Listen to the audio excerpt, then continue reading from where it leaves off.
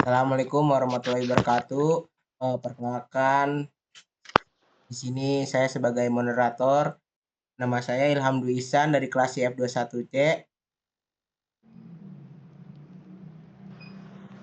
Saya Oke, Puja yang lain Kalyajata dari kenalan. F21C.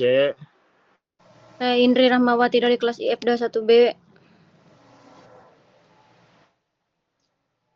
Saya Gilang Cantona dari kelas IF21C. Saya Anggi Wiani Putri dari kelas IF21C. Oke, di sini kelompok kita mau mempresentasikan tentang klasifikasi tipe obat. Oke, materi yang pertama akan dibacakan oleh teman saya Indri. Yang pertama di sini ada pendahuluan. Pada dunia kesehatan ini, pemberian obat terhadap pasien merupakan suatu yang harus diperlukan apabila pasiennya memiliki penyakit yang kompleks dan memerlukan zat tambahan dalam mencegah atau mengobati penyakit yang dideritanya. Nah, dengan meningkatnya kompleksitas penyakit dan kebutuhan pasien yang beragam, pemahaman tentang klasifikasi obat menjadi hal yang krusial untuk memastikan penggunaan obat yang tepat dan aman.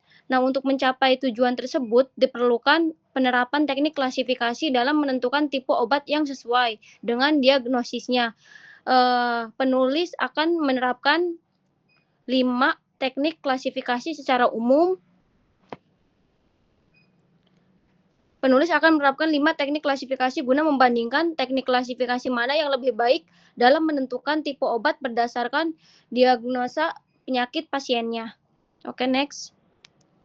Nah, dalam tujuan penelitian ini, yang pertama itu untuk mengidentifikasi dan menjelaskan kriteria klasifikasi obat apa aja berdasarkan informasi umum pasiennya dan penyakit yang didiagnosanya. Terus yang kedua itu untuk menguji potensi dari 5 teknik klasifikasi yang berbeda terhadap informasi umum pasien guna menentukan tipe obat apa yang paling sesuai dengan penyakitnya. Nah, ini akan mencakup analisis metode statistik dan algoritma pembelajaran mesin yang relevan.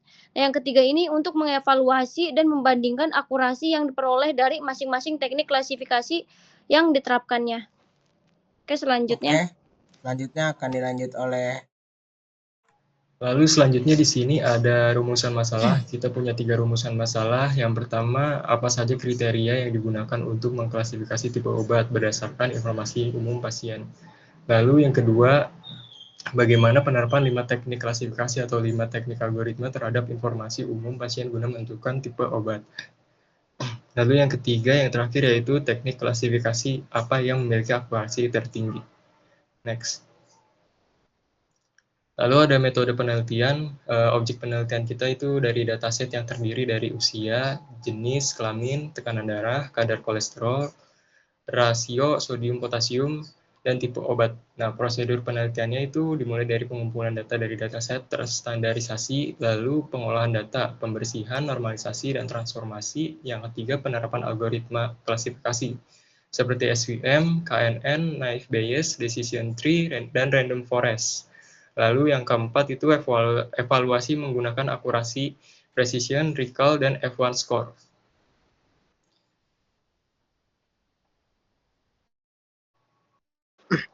Di sini ada algoritma yang diterapkan, yaitu ada 5 poin. Yang pertama di sini ada naive Bayes. Di situ ada menggunakan probabilitasnya fitur untuk prediksinya itu. Terus lalu akurasinya itu mencapai 81,67%. Di situ ada yang kedua, di situ ada decision tree. Di situ struktur pohon dengan pembagian berdasarkannya fitur. Terus lalu di situ akurasinya dengan 78,33%.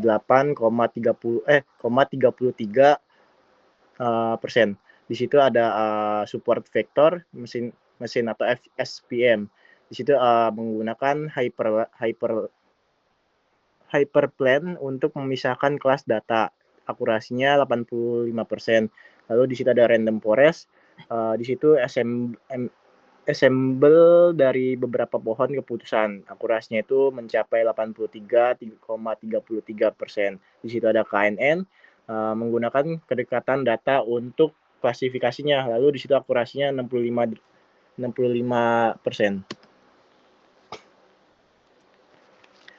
Lalu di situ ada hasil evaluasinya dengan performa algoritma. Yang pertama di situ SPM, akurasi tertinggi yaitu dengan 85%. Di situ ada random forest yaitu akurasi mendekati SPM 83,33% dengan stabilitas tinggi.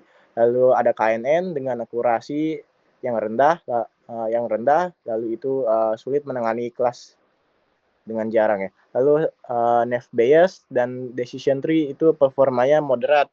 Perbandingan akurasinya algoritma tersebut ada di samping kanan ini ya dengan gambar itu. Di situ ada modelnya, ada akurasinya berapa. Mungkin itu saja.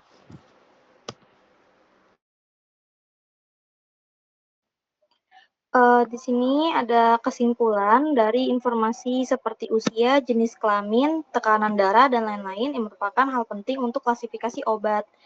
Di SPM ini dan Random Forest adalah algoritma terbaik dalam penelitian ini, dan penelitian ini membuka peluang pengembangan sistem klasifikasi berbasis data untuk mendukung keputusan medis. Next. Yang kita rekomendasikan ialah penggunaan SPM atau Random Forest untuk implementasi sistem klasifikasi obat, lalu lakukan integrasi data tambahan untuk meningkatkan akurasi, pengembangan model lebih lanjut untuk aplikasi klinis yang lebih luas, terus ada pemanfaatan implementasi di sini mendukung tenaga medis dalam pengambilan keputusan dan mengurangi risiko kesalahan dalam pemberian obat, terus memberikan dasar untuk penelitian lebih lanjut. Oke, mungkin itu penjelasan dari teman-teman saya di sini. Kita menggunakan banyak referensi dari orang-orang kita menggunakan Google Scholar untuk mencari referensi-referensinya. Sini ada banyak, kayak bisa dilihat. Oke, mungkin sekian presentasi dari kami. Apabila ada kesalahan kata dan kekurangan, mohon dimaafkan. Assalamualaikum warahmatullahi wabarakatuh.